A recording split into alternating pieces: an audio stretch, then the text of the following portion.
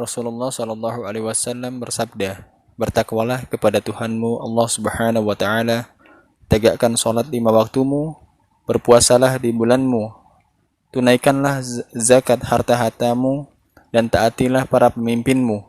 Niscaya kalian semua akan masuk ke dalam surga Tuhanmu.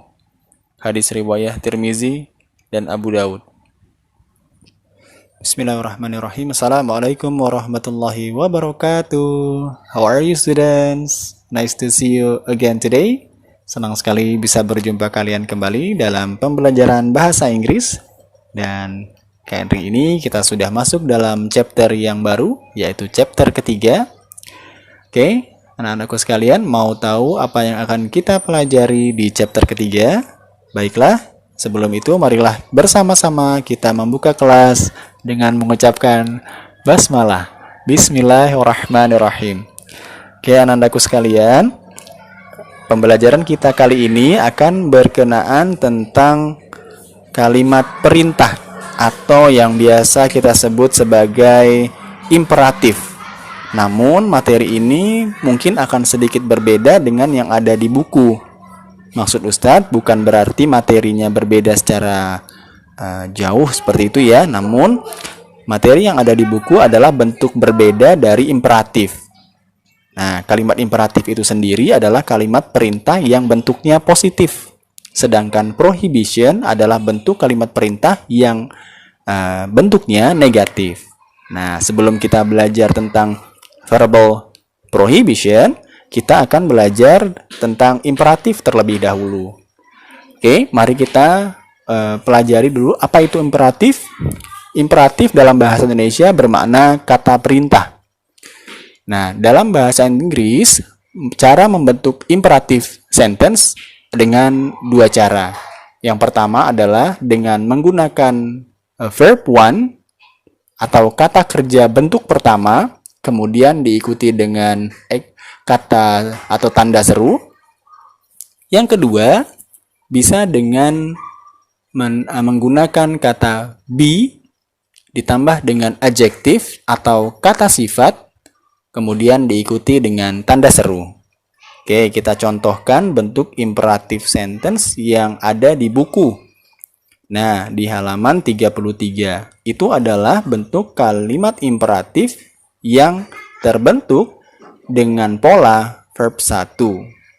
Lalu diikuti dengan tanda seru. Namun di situ kalian tidak menemukan tanda seru ya, hanya verb 1 saja.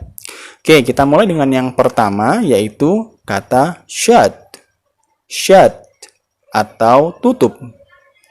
Lalu ada kata lock. Lock yang artinya kunci. Tidy up. Tidy up yang artinya rapikan. Kemudian knock. Knock yang artinya ketuk. Put off. Put off yang artinya lepaskan. Put on. Put on yang artinya pakai atau kenakan. Lalu ada switch on. Switch on yang artinya hidupkan. Lawan dari switch on adalah switch off. Switch off yang artinya matikan. Kemudian ada kata drink. Drink yang artinya minum. Kemudian ada kata eat. Eat yang artinya makan.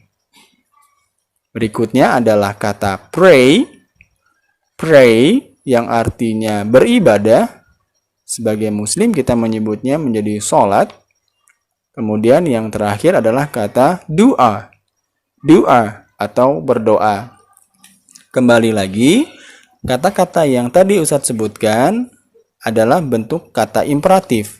Namun dengan menyesuaikan nada atau intonasi ketika menyebutkannya ya. Ketika hanya disebutkan dengan nada mendatar seperti lock, maka bentuknya tidak akan menjadi perintah. Sehingga kita perlu meninggikan sedikit intonasi. Contoh, dalam kalimat kata put off menjadi put off your shoes please. Put off your shoes please. Nah, ketika intonasinya meninggi, maka ungkapan tersebut akan menjadi sebuah kalimat imperatif.